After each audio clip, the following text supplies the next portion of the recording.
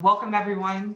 My name is Brittany. I am the Director of Events and Programs here at Filoli. And today I'm really excited to host the fourth and final installment of our Women's Speaker Series at Filoli in honor of Women's History Month.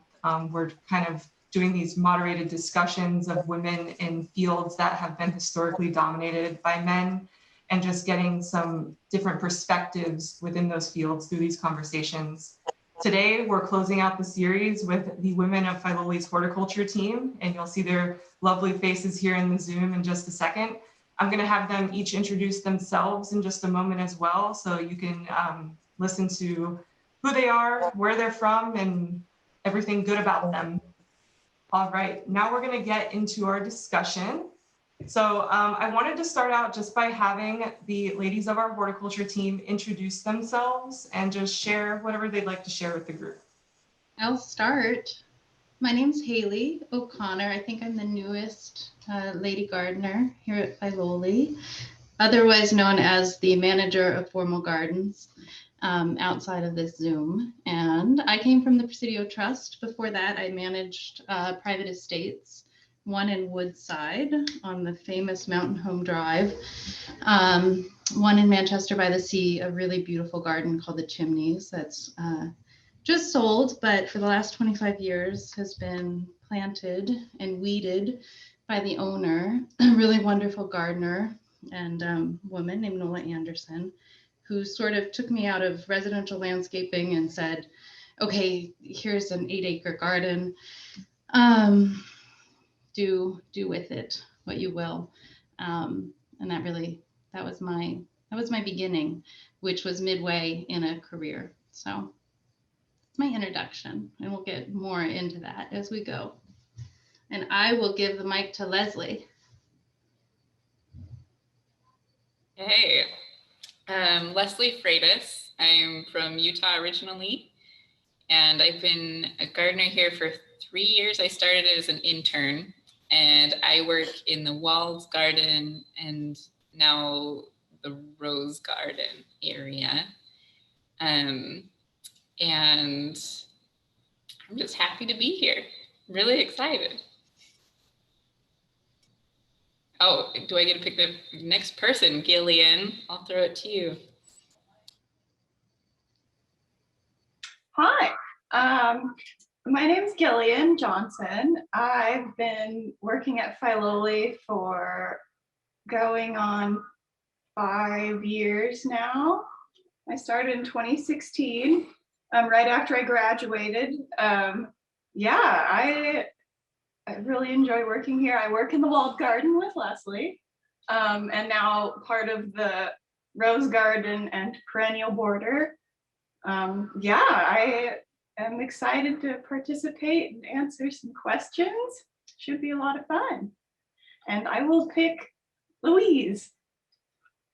Hi, my name is Louise Webster. I've been working at Filoli for about 2 years now.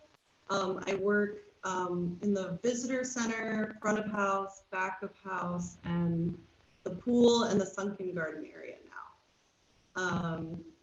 And before this, this was kind of my first job out of horticulture school. I was an intern and student at the New York Botanical Garden at their horticulture program there. And then before that, I did a lot of agriculture work in Hawaii, actually. So I've kind of been all over, and it was kind of a long, non-traditional way to get into formal horticulture. But I'm really happy to be here as well. And I will pass it along to Lisa.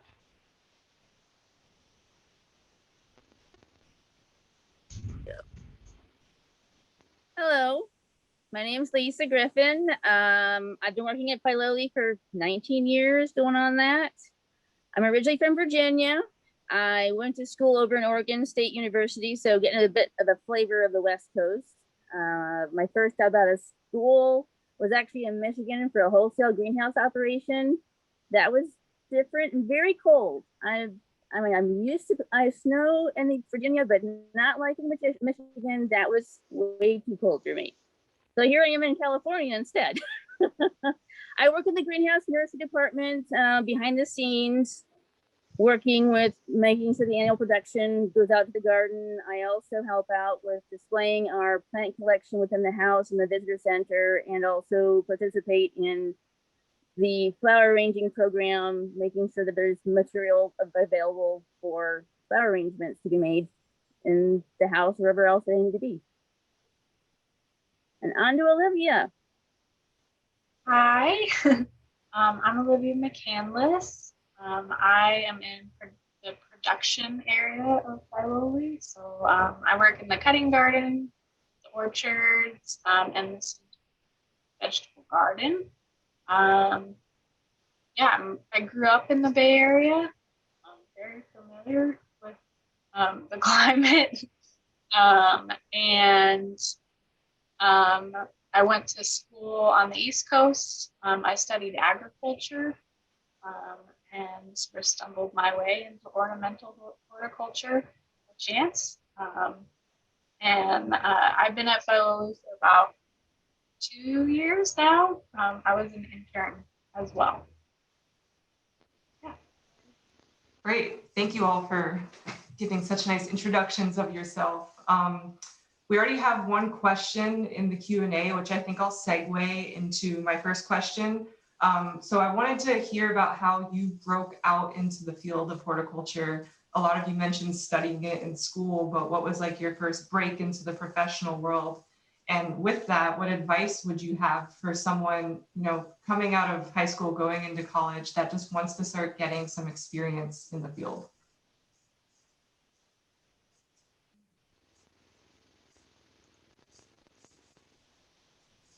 Why don't we do Lisa first, and then we'll go to Leslie. I've been thinking about this, and I think the key here is if you can find internships and apprenticeships to dabble in, because no matter what your field, usually those entry-level jobs are looking for people who have some job skills already under their belt. So getting into an internship or an apprenticeship will give you some of the skills required to help you get into an entry-level job. That's my thing. I took two internships to the Smithsonian. A lot of our interns at Filoli have come back as employees. So it's a thing. That's all I got for that. So Lisa stole my answer. That was going to be mine. Do internships while you're in school. And then when I was in school, I didn't even know horticulture was a thing until like 4 years into school, because I studied fine arts for a long time. So I think just taking those classes that explore different occupations, like it's just really helpful to, I even had one that was just horticulture, but you were talking to people who were more like flower farming, people who were growing mushrooms, people who were writing, like just doing like garden writing. And I think just learning about all of those different options, because like once you find horticulture, it's still huge. There's so many things you can do. So just explore, talk to people. We're all pretty friendly and we love to talk about what we do. So. Go ahead, Haley. Yeah, I just want to add to what Leslie just said. If you're watching and you live near Filoli and you are interested in horticulture, come and talk to us, because we'll have things to show you and probable courses that you can take into getting more hands-on experience. But I think just growing things, I mean, I got into horticulture through fine art also. And it was through sculpture. Like I started making sculptures with plants and they were all dying and I was having like a disastrous time. And I had to kind of stop and like learn how to grow things because I needed them to live for another purpose, So that was my beginning. And I feel like it was just like slowing down and taking the time to find the person that could answer my question. But I think that exploration is really important when you're interested in any passion, but especially horticulture. It's just slow down and grow something and see how that feels. Do any of you ever think it's too late to get into the game? Or do you think this is something, no matter any stage in your life you can jump on into.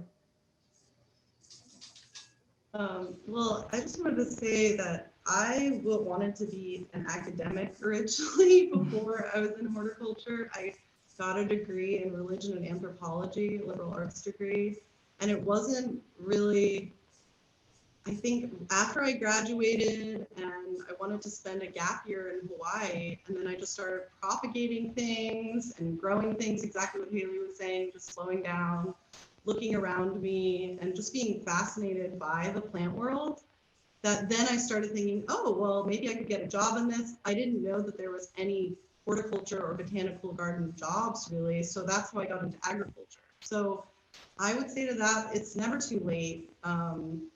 I had a totally different career path, and I know a lot of people that did that, just got fascinated by plants at any age. And it really just takes passion, I think, because it's not like you're going to be getting paid millions. It's more about the experience and communing with nature.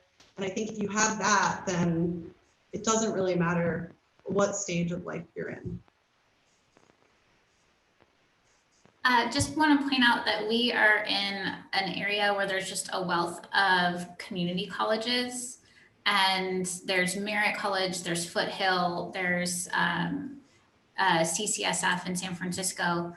And just curious what you think, maybe just thumbs up about starting there with just taking a couple courses in horticulture and seeing how you may enjoy it. Yeah. Big thumbs up. One thing to add to that is I would recommend I would recommend going to a school where there's more than just horticulture and agriculture, because I feel like all the disciplines really, I took classes throughout my college career in different departments, and I feel like that really was valuable and aided my sort of education. And I learned a lot from English to art, and all of that sort of enriched my experience in the agriculture and horticulture. So that's what I would recommend. Great. So I used to work in a parks department over in Florida, and within the parks department, all of our horticulture team was predominantly men. And so I've had this idea in my head that whenever I go to a garden or even a park, I just assume that most of the workforce is men, because it's always, to me, felt like a male-dominated field. Have you guys felt your gender be a barrier in the field, or has your gender felt at least present when you're trying to either, secure an internship, find a job? Like, what was the demographics like, even in the classes in your studies too? I just want to rephrase that. Has anyone ever found a tool that was made specifically for a smaller person, that's sold in mass? So I feel like Filoli is this really special, beautiful bubble of feminism and feminists, men and women, and we're really lucky. Coming from the federal system, that was not the case. Out of 30 people, there were 3 women. And it was really hard. It was tough. And it was tough being a lead there. And it was tough. It was just really tough because it was very macho. And even though my supervisor was this amazing feminist man and had the best of intentions, it was just still a totally different kind of mentality.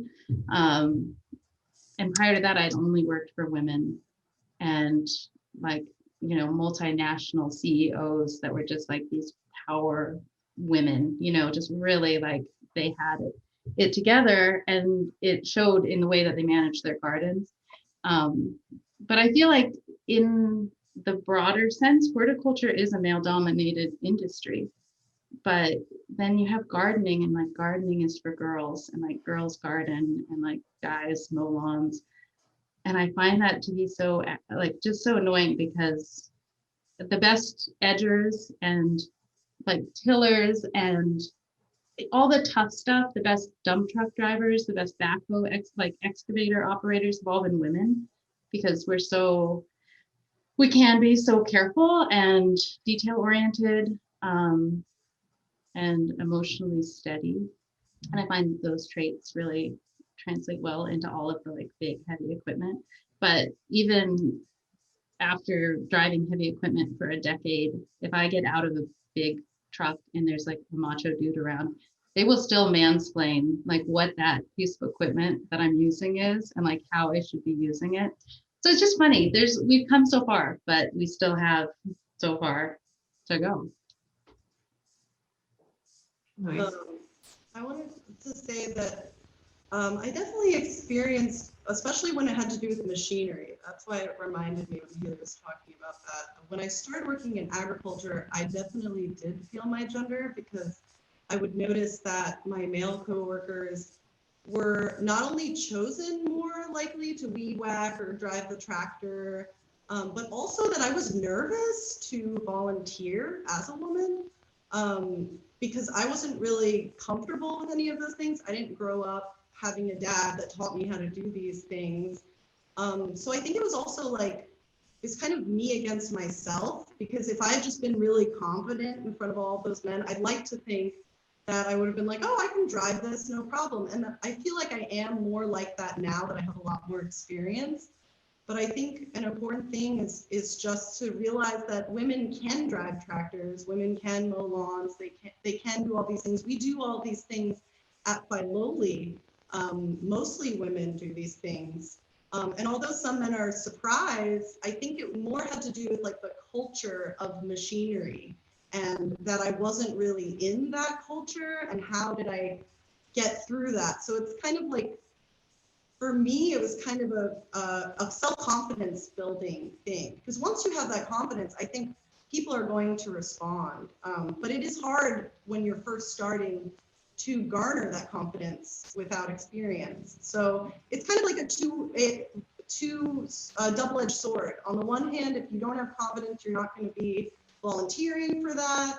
On the other hand, because you're a woman, they might not think you're competent at it. So it's definitely something that you have to break through over time. So yeah.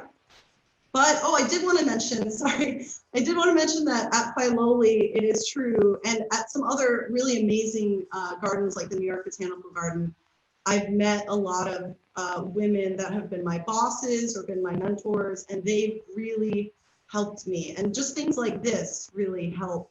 Just get rid of those stereotypes of the macho man and just see the variety of people that are doing these things. Leslie, did you want to add something? Or Gillian? Yeah, I guess I just wanted to kind of piggyback off of what Louise said. Sometimes I feel like we're our own worst enemy. I remember Davy Tree Company coming to our school and like teaching us all the like gear for climbing trees, and we all got to try it. And I remember asking them like, do you have many women like my size doing this kind of thing? And I'm sure that he had a practiced answer, and that he said like, well, you're just selling yourself short. Like, no one's going to tell you you can't climb. And I remember feeling so dumb. And I was like, I limited myself and before anyone else even had a chance to. And I think that what Louise said was very poignant of like, you have to have confidence in yourself in the beginning to like do what you love to do what you're really excited about. And then we were talking earlier with some of the guys in our department and just talking about like, we didn't really even think about the fact that we have so many women on staff because it's become such a normal thing.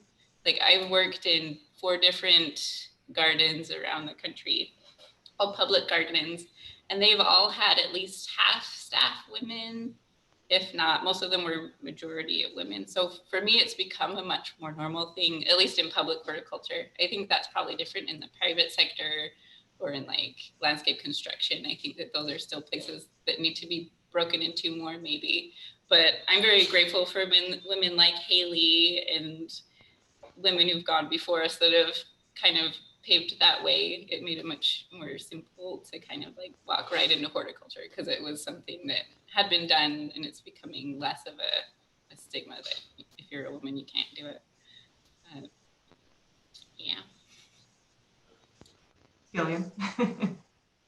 I see the bobbing hand. I was like, yeah, I was gonna kind of piggybacking off of that. So for me, it's interesting because I previously, well, most of my like professional career has been here at Filoli. So again, I've been in this sort of bubble of positivity, which I really appreciate. But even before then, I worked at the Cal Poly Arboretum, and that, like, our boss was a teacher and like he was a guy, but like most of my fellow student workers were all girls,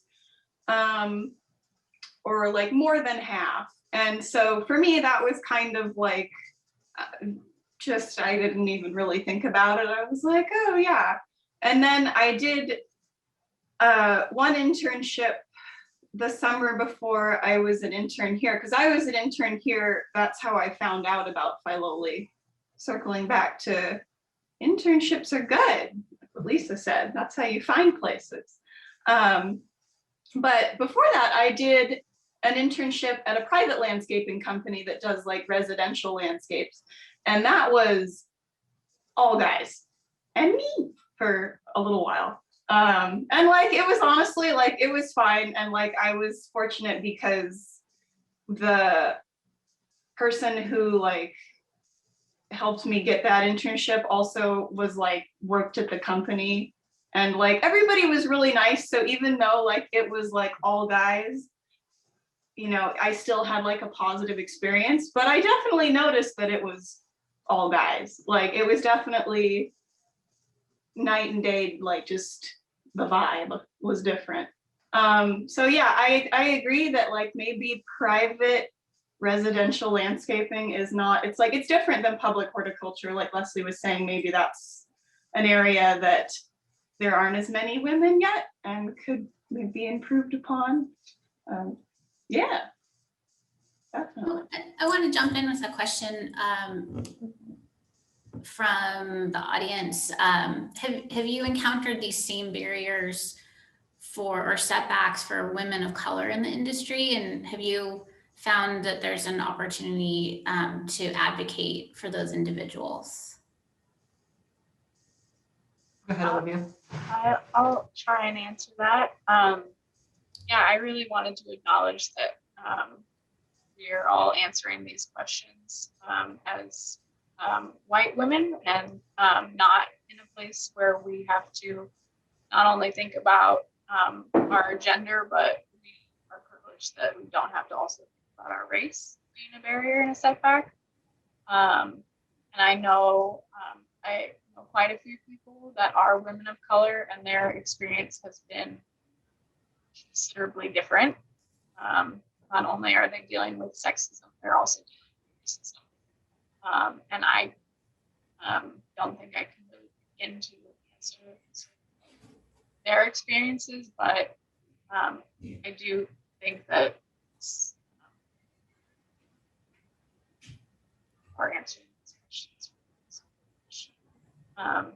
And I think that in terms of advocating, I think trying our best to make amount, I guess. Yeah, we're having trouble hearing you. I think aim your mouth loudly at the microphone. Try that. See if that helps. Okay. I'm gonna scoot closer.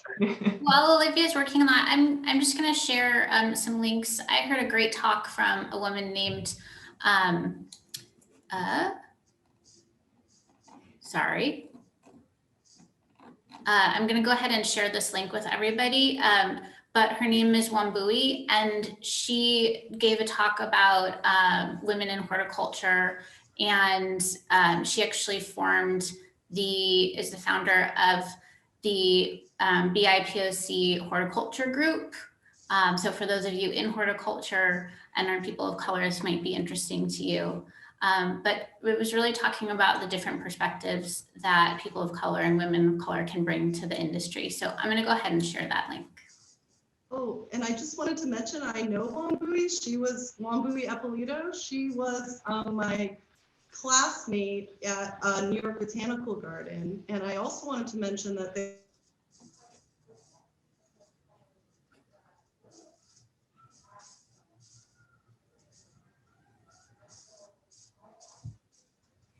Well, typical at Filoli. Yeah. Woods. We don't always have great wireless or internet connection, but we're just going to keep talking through it. Olivia, did you want to make any additional points before we move on? Because I didn't mean to cut you off either. Oh, no, it's make totally sure you got okay. I don't want to repeat myself. I'm not sure what you heard, but you did. Yeah.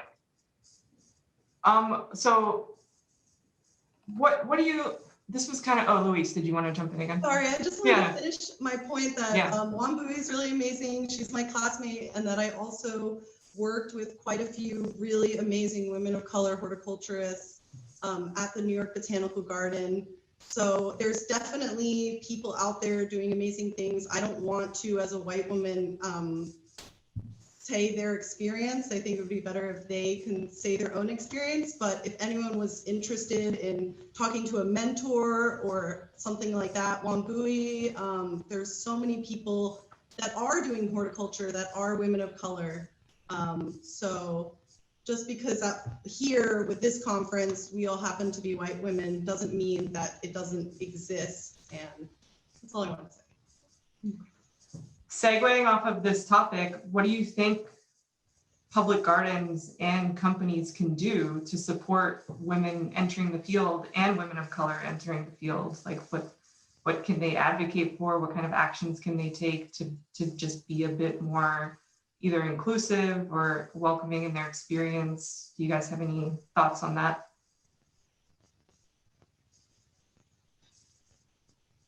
I think it's hard to, if you don't see yourself represented, it's hard to see yourself in that role. And I think one of the ways that you can see yourself represented is also by feeling included in as a guest. So I think about that a lot, where I'm like, I want to get high school students in here, just like people that might not know what Filoli is, and that, you know, that there are library tickets you can, you know, check out a guest pass to Filoli through a library system. Things like that sort of outreach feels so crucial to me. And that's really speaking to just like broadening our base. And I think Filoli is doing some really important and deep work in getting our guest experience to include everyone and be really inclusive. And as a horticulturist, what can we do? I think it's just like make meaningful conversation with people, make eye contact with people, be genuine, you know, be open, and let every guest that comes that seems interested, you know, kind of just engaging with that interest.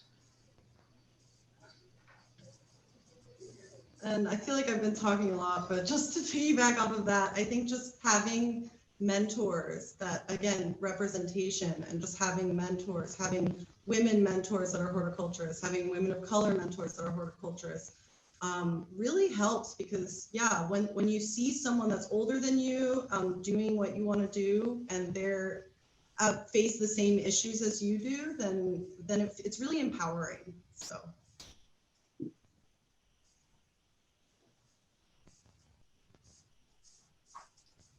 Lisa? I want to say, let's beyond the horticulture, you know, women getting into the businesses and stuff like that. I think if the companies can have a good family, like sort of pro-family program here, at least, you know, if people want to have kids, they support that, where, you know, you have a bit more flexibility in your schedule, or they don't ding you for having family leave or whatever. Just, you know, it's the whole thing of, and that could be for men and women, just the whole thing of being more supportive of a healthier life. It's not just about the job. I've definitely been in, you know, the wholesale greenhouse operations where, you know, just you're supposed to dedicate your life to the job, and that's not healthy for anybody. That's just my thing. But just for those getting more women into their businesses, just being more aware of as you're hiring and looking at the potential candidates, what potential biases they have as they're screening people, and just maybe purposely going beyond their comfort zone and trying out some new individuals. That's what it takes. So Yeah. that's it. I think I've heard a lot at various places that I've worked at is sort of, when I've asked about why is, there a lack of diversity on your staff, and a lot of times I get the answer of, well, we didn't have anybody apply, and I think that's a little bit of a cop out.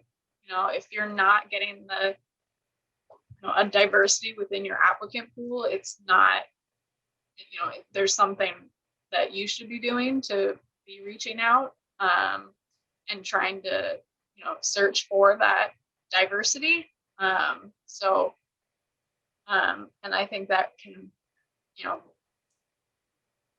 that can be kind of a range of different things of, where you post about, the job postings, like, and how you sort of advertise, and where you advertise your job openings.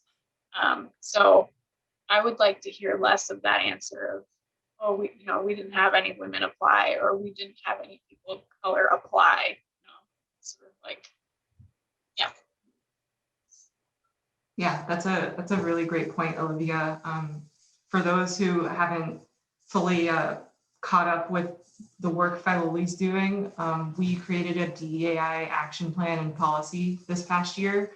And a lot of it does have to do with employee and intern recruitment and making sure that we are representing our audience as best as we can, and no longer using an excuse like Olivia mentioned where, they're just not applying. We're really trying to get out into the community and also just recognize the barriers that we might have subconsciously been creating in some of our job opportunities.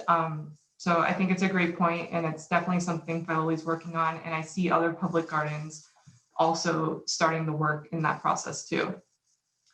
You guys kind of touched on this, but what does it feel like to just be in a department in a garden that is so female dominated? Is this just the norm? Am I just the crazy one who thinks it's not the norm? Or is this what you're seeing at other gardens? Is it just feel like a normal regular day to you, or is there something empowering about it? How does it feel to come to work and know that you're coming into this like female strong team? Gillian? Well, I think like what we were saying earlier, like it just feels normal, and it's normal. Like the funny thing is like even a couple years ago, just the balance of like men to women, it like fluctuates on the garden staff here. Like there was a time when I first started, and like, Lisa will remember this too, but like where it was about 50-50, and that felt like normal too. And then we like lost a few people, hired a few new people, got a few more new people, and then then it's sort of, it's starting to even out, because there was a period of time where it was like 2 guys and then everybody else was girls, and I didn't even notice it until somebody pointed it out. But now we've hired, like, I think like it's only 3 guys. Now we have 3, but there was a time when we only had 2. But yeah, I don't know, like I feel like I don't notice it, and then until we were talking about having this series, we started thinking about it, and we're like, oh yeah, maybe this is a trifle unusual here, like I said, our little special bubble. But our special bubble is also so highly functional. So it doesn't feel like the norm to me, because it's not what I am used to, but it feels like it's very natural, where I'm like, I don't come to work and look around and say like, oh man, I wish there's some more testosterone in this room. Like I come to work and I'm like, oh, we have a really strong, capable crew. And I love that. I love that there aren't any like boy jobs in horticulture. There are like action jobs where you're like sweating and really physical, but there's nothing that we can't do as a team of women. And I love the men that we work with, you know, and I think that they love working with all of us. So that's a really, it's just, it feels really healthy. Awesome, thank you. We had a question in the chat, and we'll come back to some of the other questions in case you're wondering why we haven't addressed your question yet out there. But someone just asked, where would you like to see horticulture grow and expand for the future?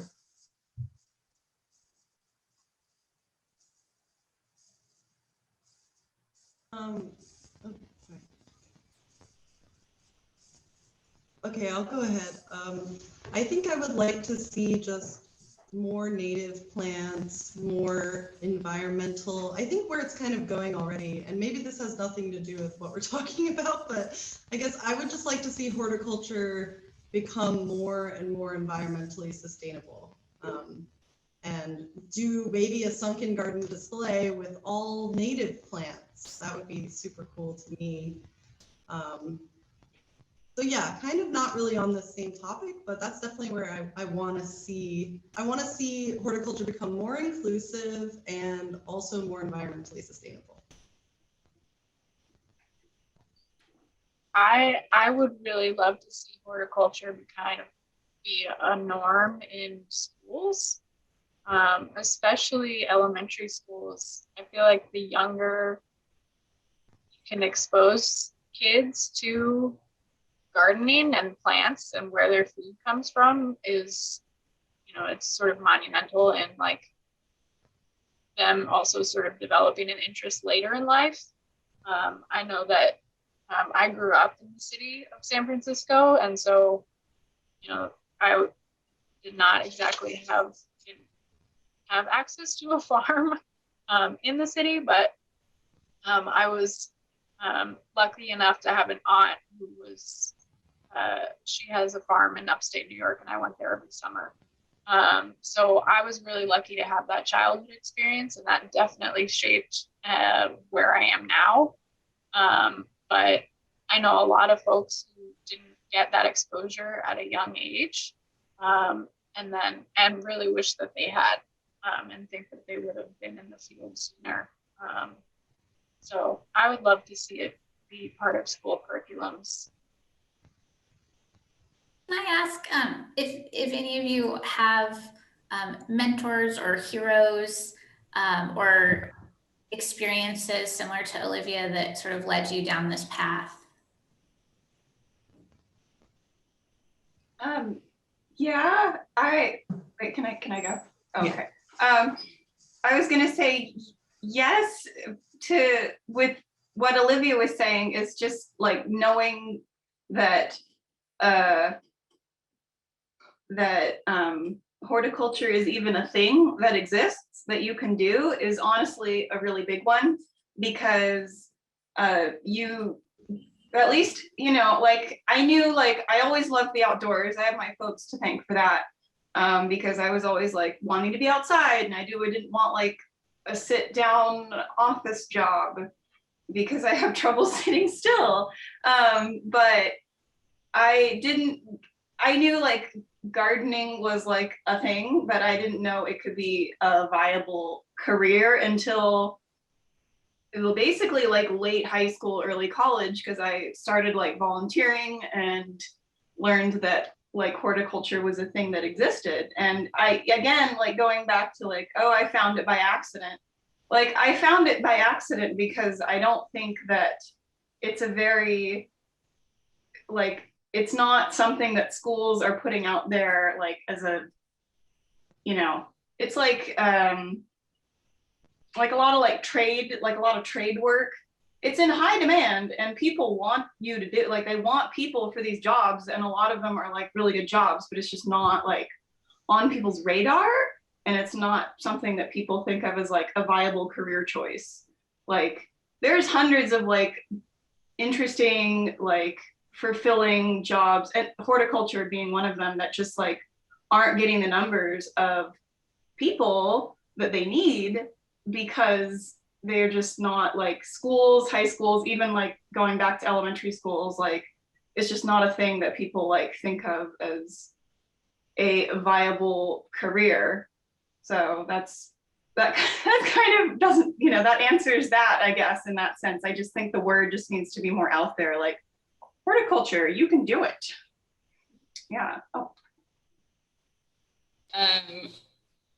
So I grew up with like everyone in my family garden. Like we compare tomatoes every year. Like that was just something everyone did.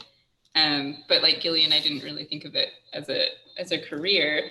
But right now you've got so much online that you can look at. Like, and especially I'm thinking in like the florist section of horticulture. Like you can watch. You can have your own farm, and there's people giving you videos of like all the things that you need to learn how to do.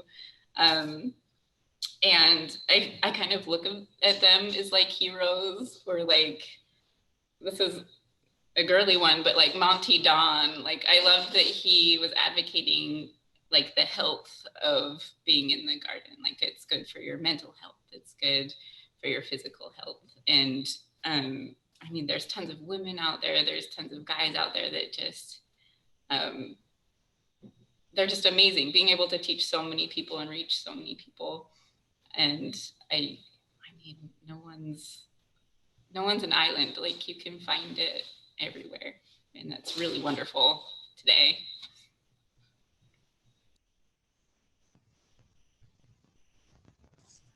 Go ahead, Lisa.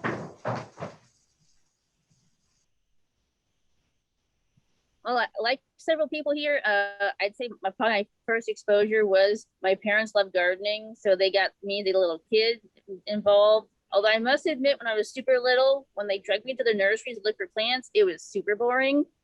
But as you get older, things happen and you like it, and all of a sudden, that's just how it is.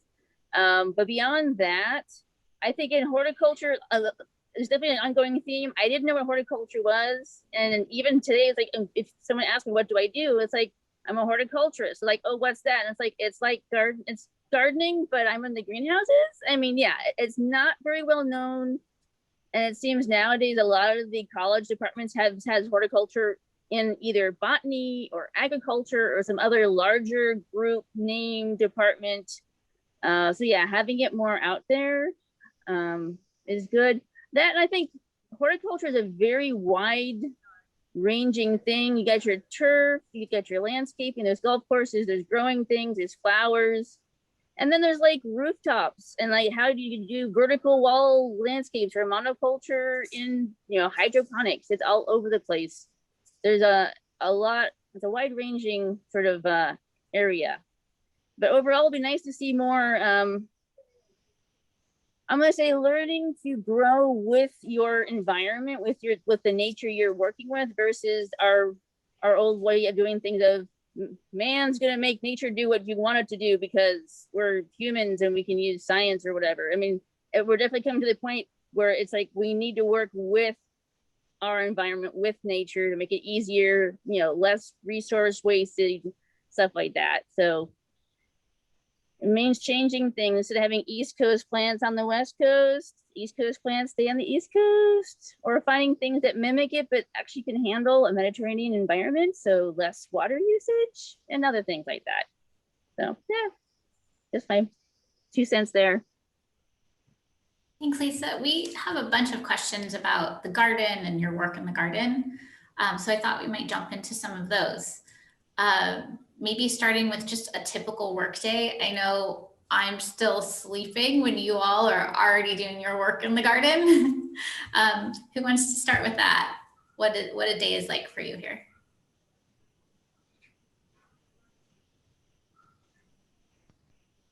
Go ahead, Leslie, thanks. I can do that. So we start at 7 and we have a group meeting. So we're all kind of on the same page. We know what's happening. We know like so that we know what needs to happen that day.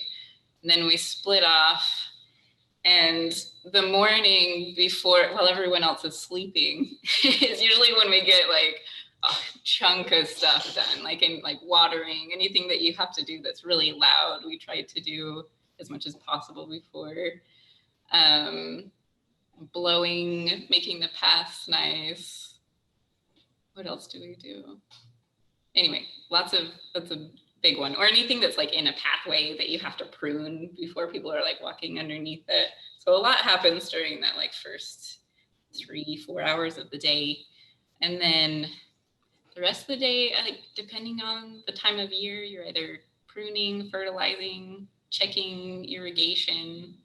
It really changes every day, which is really kind of fun when you think about it. And I'll just add, since I've been here, I've seen these big group projects happen, which is something we'll go over as a group. Like 800 fruit trees were pruned in a week and a half because we worked as a team, you know, everyone taking a row and going through the gentleman's orchard, and things like that happen when we can work as a team and just sweep through the garden. Otherwise, a gardener is taking care of their area with an assistant. So there's a lead, an assistant horticulturist, sometimes 2 assistant horticulturists, which is the goal. And then Kate and I kind of managing the larger garden and the production. And Lisa can talk a little bit about what happens in the greenhouses, because that's the other side of Filoli, is you see all of the gardens, but every plant that you see has been propagated. Most of the plants that you see have been propagated on site, either by cuttings or seed. So there's this whole other world to Filoli of timetables and schedules and Excel sheets, where you're just seeing this constant rollout of young plants, and then they move around and shift.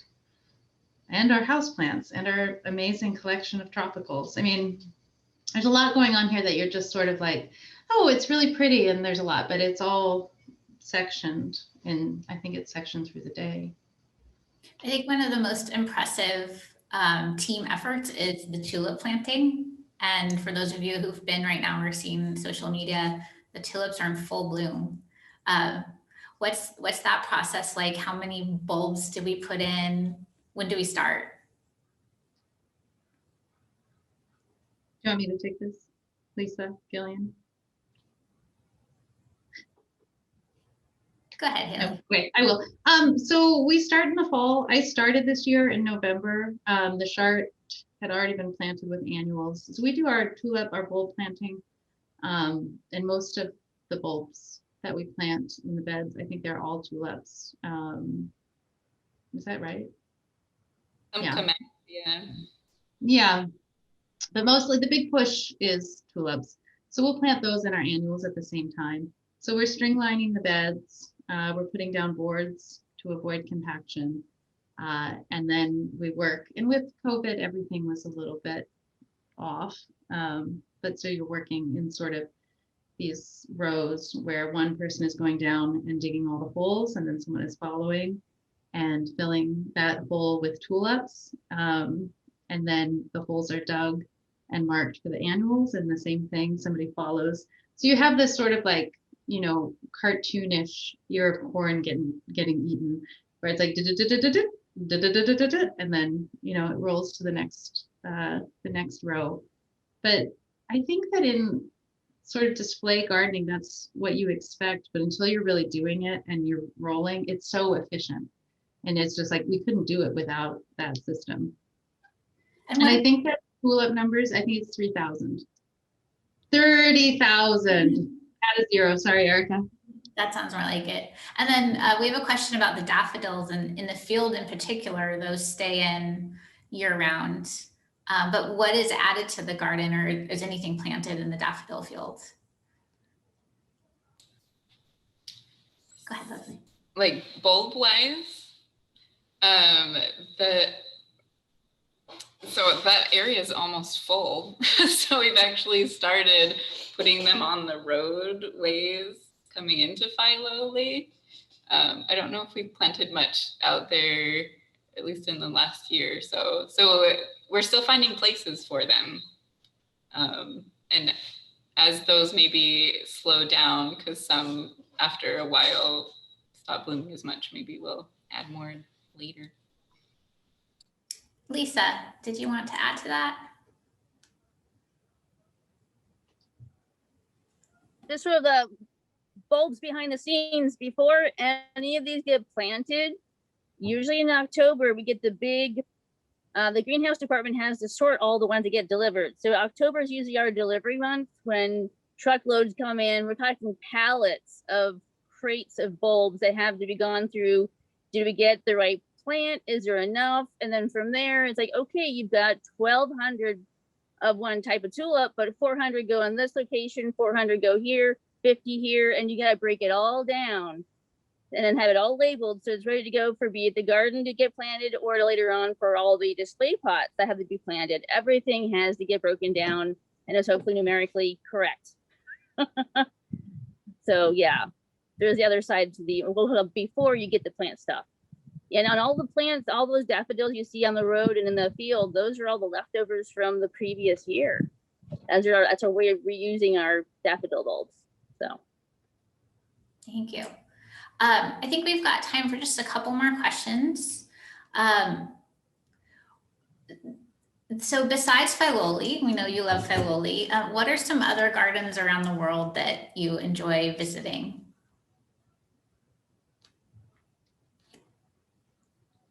Gillian. Well, just down the road a smidge is Gamble Gardens, which is in, what city is that in? Leslie, what city is Gamble Gardens in? Anybody know? Palo Alto. I don't know what city it's in, but it's a little bit south of here and it's fantastic. It's a really sweet, like, historic estate. And it is smaller, like it's in the middle of a neighborhood. It doesn't have like all the gorgeous acreage surrounding it like Filoli does, but it's really sweet and really cute. And they have a lot of like cool camellias there. They've got annuals, they've got veggies. They even have like a mini apple espalier that's like 3 feet tall and super cute. Yeah, I definitely recommend, because it's in the area and a lot of you probably know about it already anyways. I actually found out about it because one of our volunteers here volunteers there as well. And it's definitely a fun place to like go check out. And you can just kind of walk in, I think. There's no admission fee. You can just kind of tool around and it's really pretty and it's nearby. So definitely recommend them. I'm gonna give my 3 lady gardener gardens. So Flora Grub, which is a nursery and has a garden-like feel. Ruth Bancroft Garden in Walnut Creek, and Olivia's old stomping grounds, the Lotus Land of Santa Barbara. So those are 3 amazing gardens that were designed and worked in by women. And they're great. They're amazing.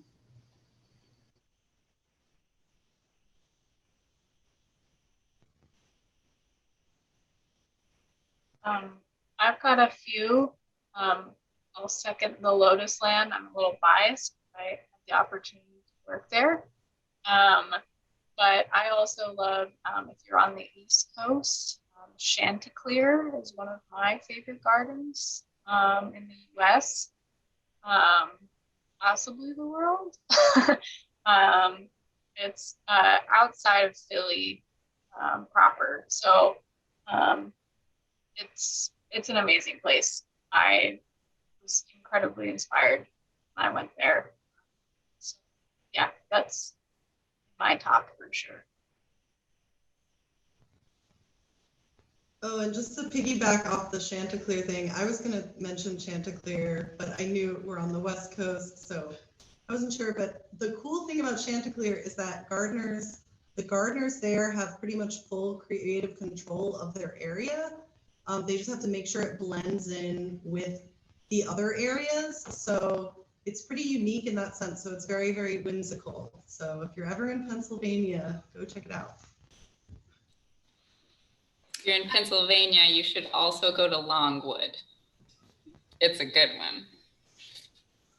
Olivia, I love the mention of Lotus Land because that's a garden. It's in Santa Barbara that was really created by a woman, and Filoli is really championed and created by Mrs. Roth, Mrs. Bourne. So, you know, what you all are doing is continuing the vision of the women who started these gardens. And for me, it's just so inspirational to walk through the garden. It's such a beautiful place, and what you do every day, it really touches and inspires so many people. So thank you from the rest of us who don't have the green thumbs. We really enjoy the work that you've done. I think this might also be a good place to wrap it up. Otherwise, we'll be in a question wormhole for another hour or so. It's just a really hot topic. People love asking questions. I would encourage you, if you're not a member, to sign up to be a member at Filoli, so you can come see all these wonderful ladies of horticulture any day of the week. We're doing advanced registration only right now, so you can get your tickets online.